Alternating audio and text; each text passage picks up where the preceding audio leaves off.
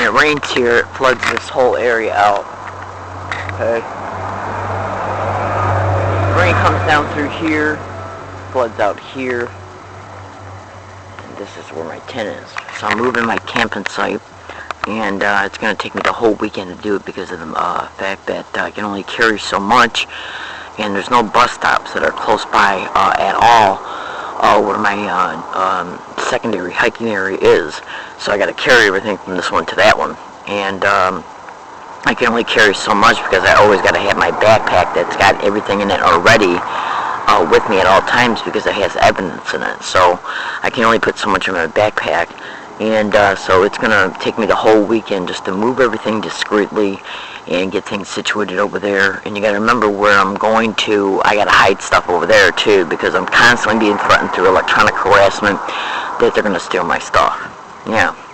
And what they did was they stole it over next to the FBI right behind Walmart's. Over $500 worth of practically brand new stuff they stole. And then came up the next day and claimed responsibility for it. And who did that? Well, the San Diego police contacted the Walmart.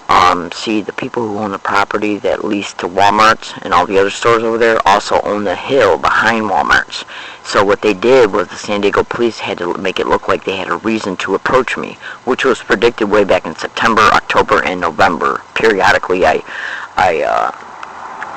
predicted how they were going to handle as far as that eviction goes.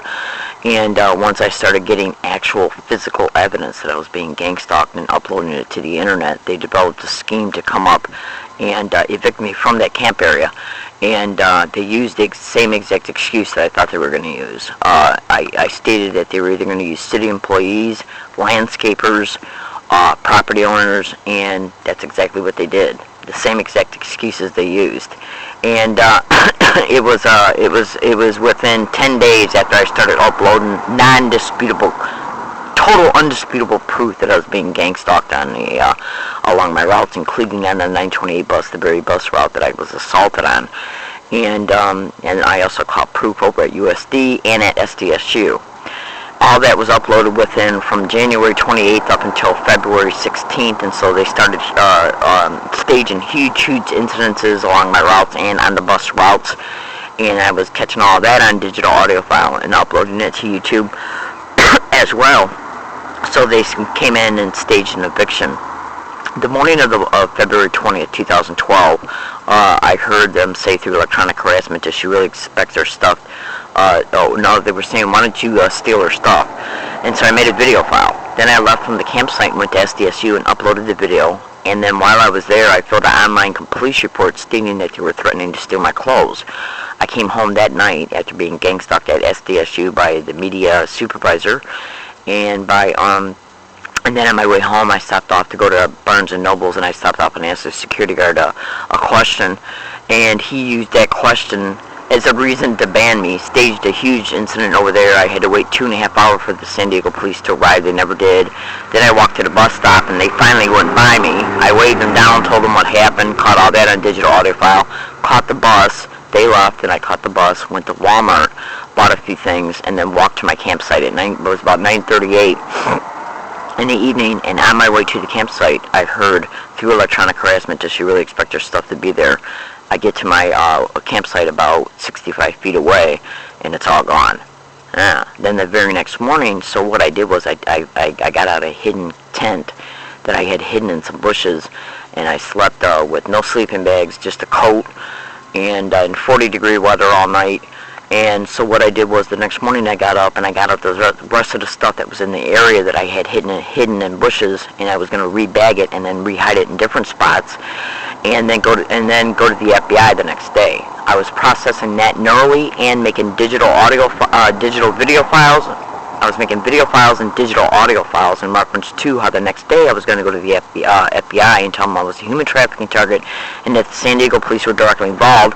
And in fact, I went to go do that on the 20th, but I couldn't because it was President's Day, and I was being told by everybody that they were closed, and I got proof that I went to a business and asked them if they could look up the FBI's phone number because after I was being told on the bus and everything that government offices are closed, I decided to stop up at a place and get their phone number, and that's where I also I I stopped off right at the corner of where the San Diego Eastern Division Police Station is. I went there to file a report, and they were closed because it was President's Day and because that office isn't open on Monday, but they had a sign on the window that said that I could file an online report.